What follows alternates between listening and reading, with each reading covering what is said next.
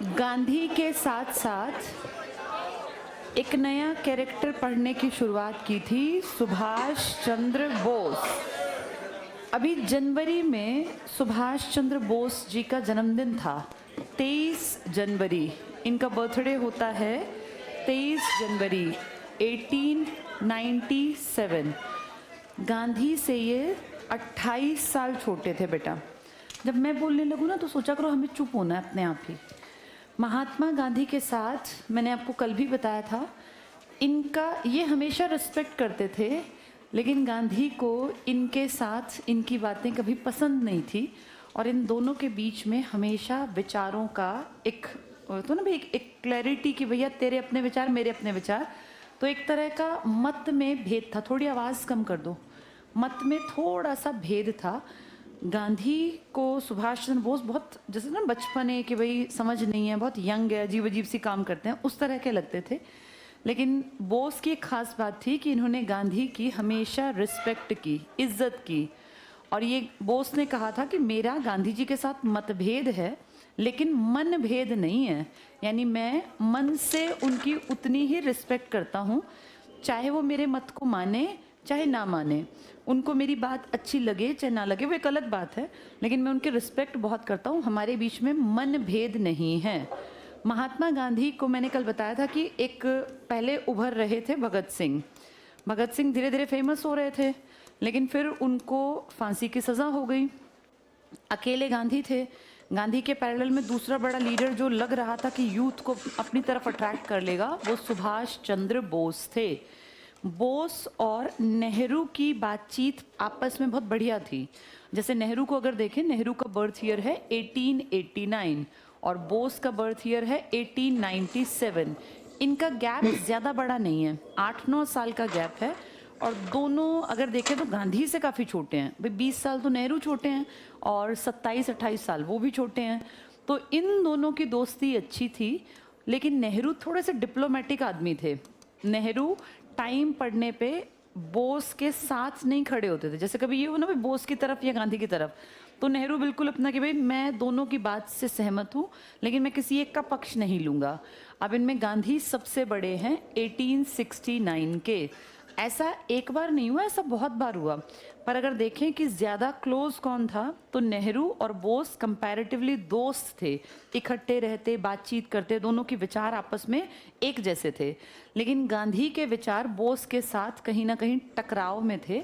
नेहरू बोस की तरफ भी बातचीत, ये गांधी की तरफ भी रहते थे और बोस की तरफ भी, यानी ये अपने बिहाफ पे ऐसे नहीं थे कि भाई मैं इसका ही दोस्त हूँ मैं इसकी बात नहीं मानूंगा।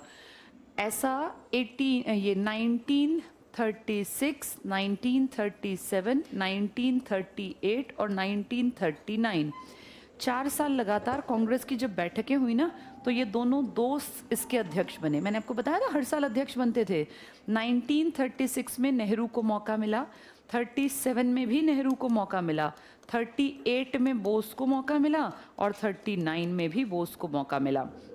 गांधी कांग्रेस के हेड सिर्फ एक बार बने थे 1924 में, 1924 में बेलगांव में। बेटा जो तुम ये इतनी बातें करो ना फिर ये कोई समझाएगा नहीं, इनको ध्यान से सुन लो, समझ लो, ये बहुत लोगों को जिंदगी भरी समझ में नहीं आती। तो बोस और नेहरू दोस्त हैं, गांधी इनसे एज में बड़े हैं। गांधी सिर्फ एक बार कांग्रेस के अध्यक्ष बने, बोस 2 बार अध्यक्ष बने, नेहरू को 3 बार मौका मिला। नेहरू 1929 में भी जब पूर्ण स्वराज का टॉपिक उठा था ना, तो भी देश में कांग्रेस का अध्यक्ष कौन था? नेहरू। इनके पिताजी मोतीलाल नेहरू भी कांग्रेस के अध्यक्ष रहे, मतलब इनकी पैठ थी, इनकी पकड़ थी मजबूत कांग्रेस के ऊपर। नेहरू और बोस के विचार लगभग मैच करते थे, लेकिन बोस का क्लैश था गांधी के साथ। तो हुआ क्या, 1938 में महात्मा गांधी ने, जब ये हुआ कि भाई कांग्रेस का एक अध्यक्ष बनेगा, तो कांग्रेस के अध्यक्ष का पद रिक्त था, एक को उठना था, एक क्या कई लोग उठते थे। तो बोस ने कहा भाई मैं इलेक्शन लड़ूंगा, मैं कांग्रेस का अध्यक्ष बनूंगा। ऐसी ही सेम बात याद करो लाल बाल पाल ने भी की थी कि हम अध्यक्ष बनेंगे। 1905 से वो कोशिश में थे, लेकिन 6 में दादा का नाम आगे कर दिया तो तिलक ने अपनी पर्ची उठा ली थी ना कि भाई मैं नहीं खड़ा होता, दादा खड़े हुए हैं। 7 में उनका कलेश हो गया था, गरम अलग नरम अलग, फिर 1916 में जाके इकट्ठे हुए। तो जिस तरीके से काम करना था लाल बाल पाल को, वैसा नहीं कर पाए। अब बोस अकेले हैं, लेकिन बोस समझदार भी हैं और थोड़े पढ़े लिखे भी ज़्यादा हैं, क्योंकि दुनिया घूम आए हैं भाई। वर्ल्ड में वहाँ रह के दूसरे देश में साल भर मेहनत करके 4th रैंक लाना ये छोटी बात नहीं थी बेटा। घर से बाहर निकल के ना दिमाग बढ़ता है। एक तो होते हैं घर घर के अंदर, एक होता है दूसरे देश में जाना, वहाँ सारे काम खुद से किए तो दिमाग का एक लेवल होता बढ़ गया। बोस ने समझ लिया था कि कांग्रेस में जो अध्यक्ष बनेगा चलेगी उसकी ही, तो बोस ने अपना नाम दिया कि मुझे इलेक्शन लड़ना है 1938 में कांग्रेस के पद के लिए।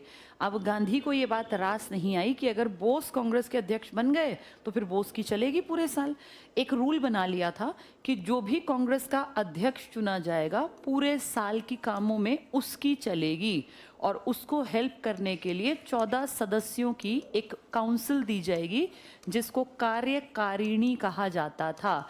ये पूरे साल इसकी हेल्प करेगी। आज भी ऐसा ही है, बस आज तुम उसको कह देते हो पीएम की मदद करने के लिए काउंसिल ऑफ मिनिस्टर्स होती है, जिसमें वित्त मंत्री, डिफेंस मिनिस्टर और सारे ये अपने रेल मंत्री, कृषि मंत्री, सारे तरह के मंत्री होते हैं ना, हेल्पिंग हैंड। ऐसे ही सेम पीएम की जगह अध्यक्ष था और कार्यकारिणी की जगह काउंसिल ऑफ मिनिस्टर आज है। उस टाइम पर अध्यक्ष और 14 सदस्यों की कार्यकारिणी ये मिलती थी, जो अध्यक्ष बन गया उसको। तो इलेक्शन में उठे, एक तरफ बोस ने अपना नाम दिया।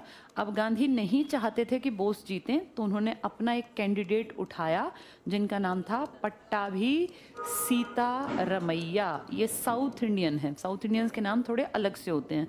तो पट्टाभी सीतारमैया ये कैंडिडेट है जिसको गांधी इसकी बैक पे खड़े हैं कि भैया ये मेरा कैंडिडेट है। और हम जानते हैं कि पूरे देश में लहर थी गांधी की, तो सबको था कि गांधी का कैंडिडेट जीतेगा। लेकिन यहाँ उल्टा हुआ। 1938 में बोस, सबको लगा था हारेंगे, और बोस के हारने से बेइज्जती नहीं होनी थी क्योंकि बोस तो छोटे थे। गांधी का आदमी, पीछे गांधी का है बैक, तो गांधी का हारना अपने आप में बहुत बड़ा एक चैलेंज था गांधी के लिए। तो इसीलिए बोस तो फ्री होके लड़े, पट्टाभी के ऊपर एक प्रेशर था, और उसका नुकसान यह निकला कि पट्टाभी इलेक्शन हार गए, बोस इलेक्शन जीत गए।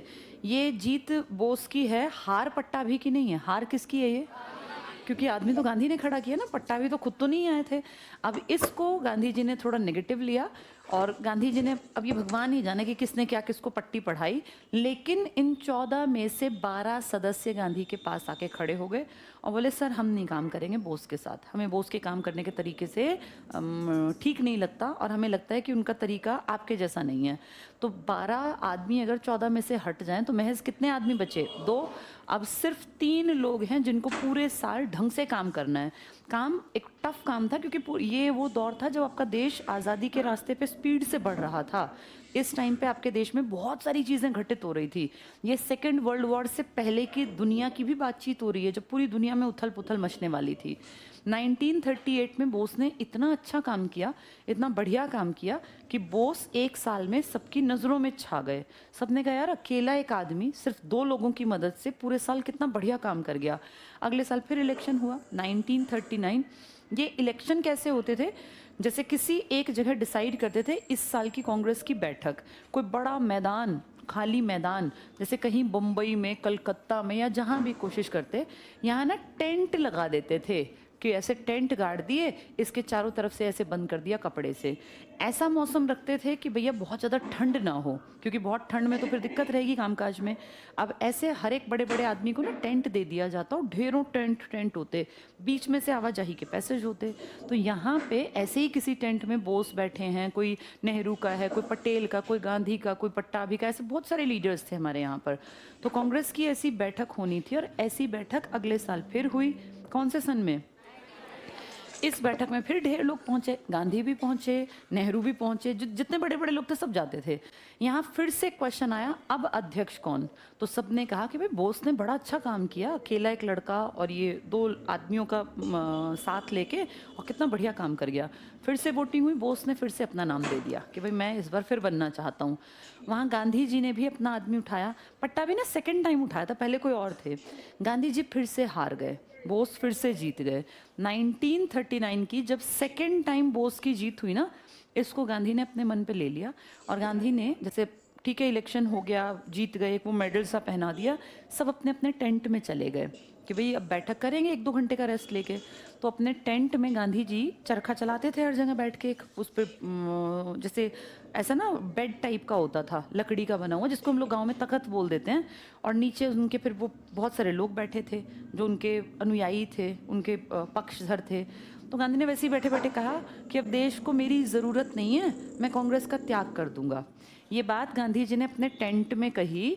यहाँ से ये बात एकदम आग की तरह हर टेंट तक निकल गई, पहुँच गई कि भाई गांधी तो कांग्रेस छोड़ने की बात कर रहे हैं, गांधी कांग्रेस छोड़ने की बात कर रहे हैं।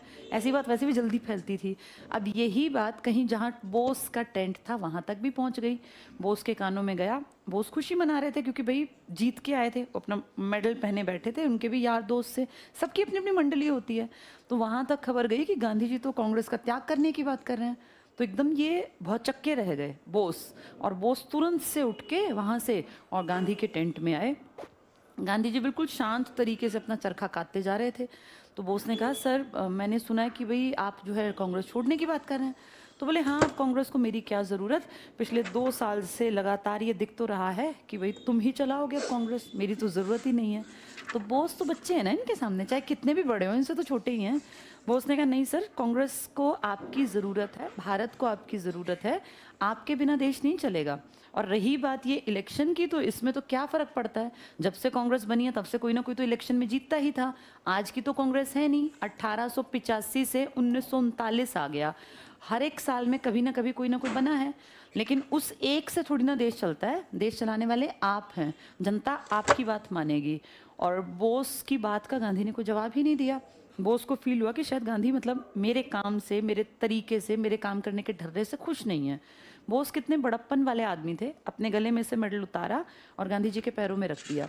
मेडल मतलब जीत का, कि भाई आप जीत के आए हैं। गांधी जी के पैरों में रख दिया और कहा कि सर आप देश चलाएंगे, आपको अगर लगता है कि मेरा यहाँ रहना गलत है तो मैं कांग्रेस का त्याग करूँगा। ये कह के वो और गांधी जी के टेंट से सीधे बाहर निकल गए। कांग्रेस जहाँ बैठक चल रही थी उसको छोड़ गए, जहाँ पे वो सारा तामझाम था। गांधी जी ने एक बार भी नहीं कहा कि भाई तू तो जीता हुआ है और तुझे तो जनता ने बनाया है, तेरा हक है, भाई जाना हो तो मैं जाऊं और नहीं तो हम दोनों ही काम कर लेंगे। और इतना कह के बोस चले गए और बोस फिर कभी लौट के नहीं आए। गांधी जी ने ये तक नहीं कहा कि भैया तू जीता है इसका मतलब जनता तुझे पसंद करती है। यहाँ अब पट्टाभी को अगर बना दें तो बहुत लोग बोस की तारीफ करेंगे और पट्टाभी की बेइज्जती होगी। तो पट्टाभी को नहीं बनाया गया, डॉक्टर राजेंद्र प्रसाद को बना दिया गया। लेकिन ये एक कहीं ना कहीं क्वेश्चन मार्क है कि जब एक आदमी अपनी काबिलियत से जीत गया था दोबारा, तो क्या उसको ही देश में काम नहीं करना चाहिए था? और वो सब त्याग के चले गए। ये बात आग की तरह फैल गई पूरे देश में कि बोस ने कांग्रेस छोड़ दी, बोस ने कांग्रेस छोड़ दी। 1939 इस बात का सबसे ज़्यादा सुख माना अंग्रेजी सरकार ने, क्योंकि अब उनको लगा कि कांग्रेस अब वो फिर से वापस बुजुर्गों वाली, क्योंकि बुजुर्गों वाली तो कुछ कर नहीं सकती। अगर बोस कांग्रेस के अध्यक्ष हैं तो वो भगत सिंह की जगह ले लेते ना, वो तो क्रांतिकारी टाइप के लड़के थे। तो अब अंग्रेज़ों ने शुक्र मनाया कि अच्छा हुआ इसने कांग्रेस छोड़ दी। ये गए अपने इलाके में बंगाल में, इन्होंने कहा भाई ऐसे मैं बिल्कुल हाथ पे हाथ रख के नहीं बैठूंगा। इन्होंने एक ब्लॉक बनाया जिसका नाम रखा फॉरवर्ड ब्लॉक। 1939 में बंगाल में बनी थी ये पार्टी, आज भी जिंदा है लेकिन काम उतना बढ़िया नहीं कर पा रही। तो फॉरवर्ड ब्लॉक आज भी चल रही है, बंगाल की रीजनल पार्टी है, छोटे से एरिया में चल रही है, पर न तो वो वैल्यूज़ रही न वो बात रही। जैसे नौजवान भारत सभा आज भी चल रही है, जो कभी 1926 में भगत सिंह ने बनाई थी, लेकिन आज वो उतनी इंपॉर्टेंस नहीं है, वैसे काम नहीं कर पा रही है। तो फॉरवर्ड ब्लॉक बना। अंग्रेज़ों ने देखा कि भैया अब इस आदमी के सिर पे से छत हट गई कांग्रेस की, अब इसको जैसे चाहो वैसे दुखी कर दो। तो उन्होंने इन पे झूठे झूठे इल्ज़ाम लगा के और पता नहीं कौन कौन से केसेस में इनको फंसाने की कोशिश की।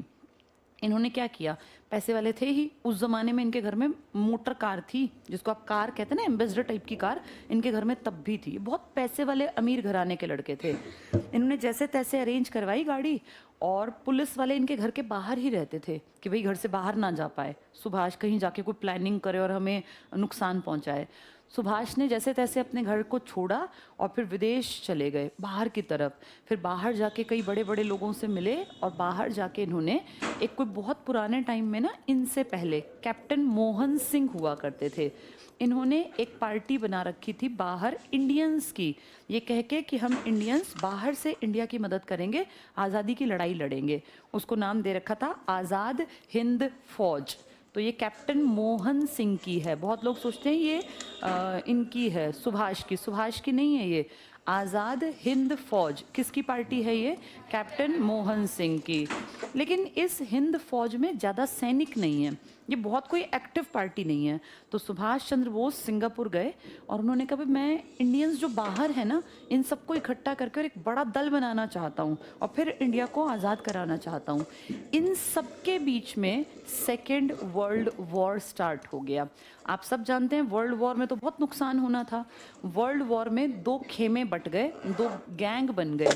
एक में ये 5 थे ABCRF और एक खेमे में थे JGI, America, Britain, China, Russia, France, Japan, Germany, Italy.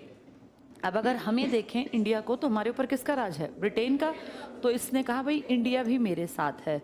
यहाँ प्लस कर करके ढेर देशों के नाम लिख दिए जाते हैं, क्योंकि जो जिनके ऊपर इनका राज है ये उनको लड़वाएंगे ना, कह के कि ये भी लड़ रहे हैं, जबकि हम नहीं लड़ना चाहते थे। सेकेंड वर्ल्ड वॉर में हम जैसे ढेरों देश बिना बात लड़े, क्योंकि हम इनके गुलाम थे, इनके उपनिवेश थे। अब अगर ये हमारा दुश्मन है तो इसका मतलब ये हमारे दोस्त बन सकते हैं, क्योंकि दुश्मन का जो दुश्मन है वही दोस्त बन सकता है ना। तो सुभाष चंद्र बोस ने प्लान किया कि मैं इनसे मदद मांगूंगा ब्रिटेन का नाम लेके, तो ये मेरी मदद कर देंगे। उन्होंने वहाँ एक छोटी सी टुकड़ी बना ही ली थी, किस नाम की? आज़ाद हिंद फौज। उसको पुनर्जीवित किया। वो थी पार्टी पहले, लेकिन पहले कमज़ोर थी। उन्होंने आज़ाद हिंद फौज को पुनर्जीवित किया और इसके ऊपर धीरे धीरे करके काम करना शुरू किया।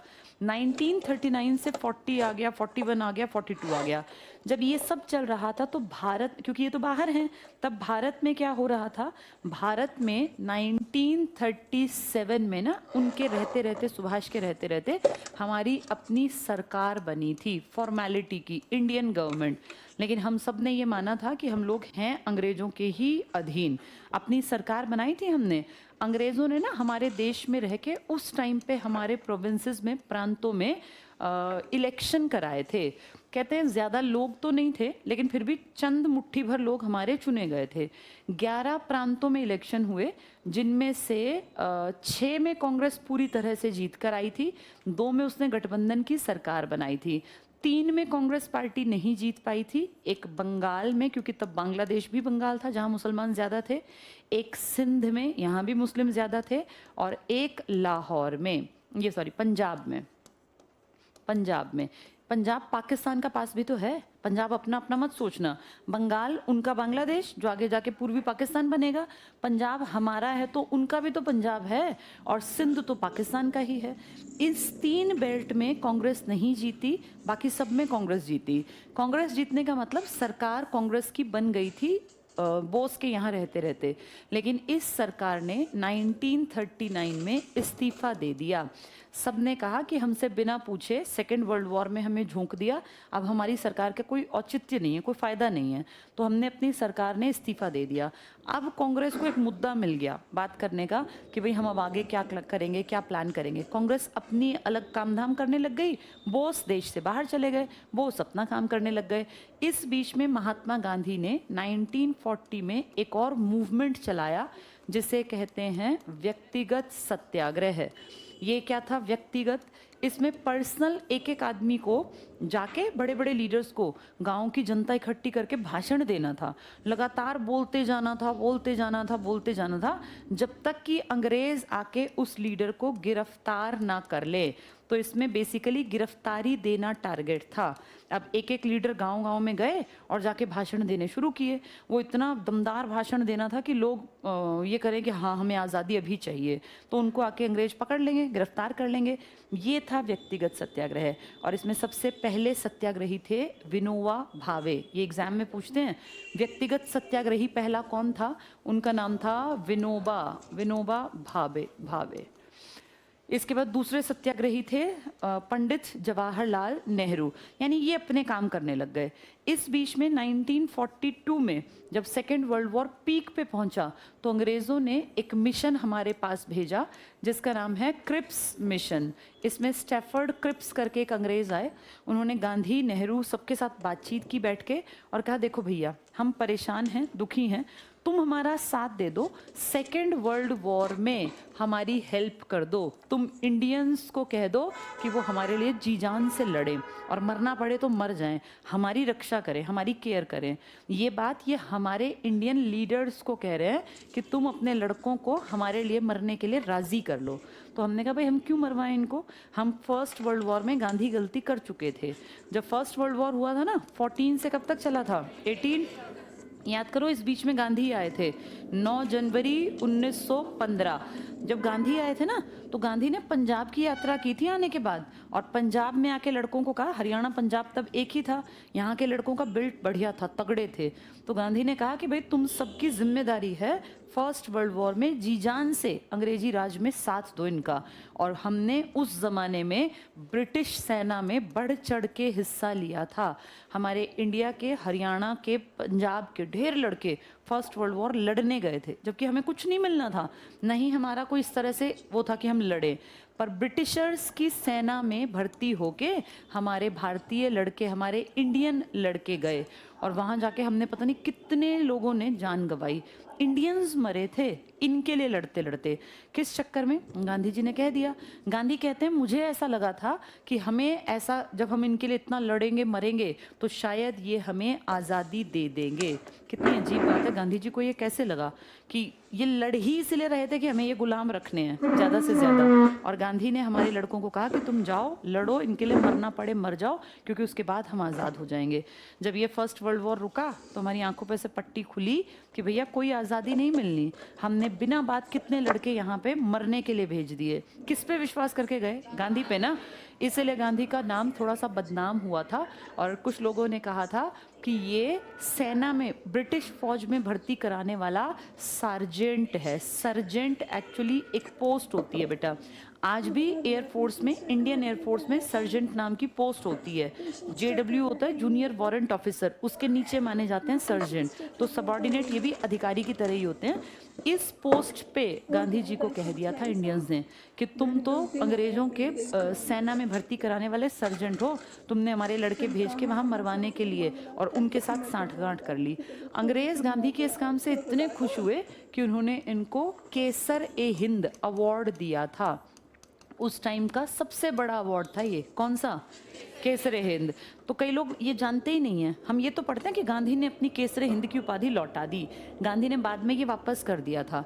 जैसे अब तुमने देखा, अब भी वो ट्रेंड है कि हम अपने वो लौटा रहे हैं, बहुत लोग अपने प्राइज़ और ये सब, पीछे नहीं लोगों ने लौटाए। तो ये आज की बात नहीं है, ये पहले भी था। नेहरू, ये गांधी जी ने और अपने ये टैगोर ने, इन लोगों ने अपने बहुत सारे मेडल्स लौटाए थे। तो गांधी को सबसे बड़ी उपाधि दी गई थी केसर-ए-हिंद। ये लौटाना तो पढ़ाते हैं, पर ये कोई नहीं पढ़ाता कि क्यों मिली थी। अब समझ में आया मिली क्यों थी? ये नेगेटिव काम के लिए दी थी, क्योंकि गांधी ने भारत के लड़कों को, पंजाब हरियाणा के ताकतवर अच्छी बिल्ट वाले लड़कों को ये कहा था कि तुम लड़ने चले जाओ, अंग्रेज़ों की सहायता करो, बाद में हमें आज़ादी मिल जाएगी। कितने लड़के मर गए, हमें तो आज़ादी नहीं मिली। तो बाद में इनके नाम पे कि ये धब्बा है कि अंग्रेज़ी फौज में, अंग्रेज़ी सेना में भर्ती कराने वाले सर्जेंट थे गांधी, और इनको इसी चक्कर में कौन सी उपाधि दी गई थी? बाद में गांधी ने ये उपाधि लौटाई जब ये नहीं हुआ था 1919 में जलियांवाला बाग हत्याकांड। तब गांधी ने अपनी ये जलियांवाला बाग हत्याकांड के विरोध में, कि भाई मैं विरोध करता हूँ अंग्रेजों के इस काम का, तब उन्होंने केसर-ए-हिंद लौटा दी। तो मिली भी तो तभी थी, 2-3 साल ही तो रखी, 17 में मिली थी और 19 में वापस कर दी। तो गांधी की ये बात हर स्कूल में पढ़ाई जाती है, हर क्लास में, कि गांधी ने अपनी उपाधि लौटा दी। लेकिन वो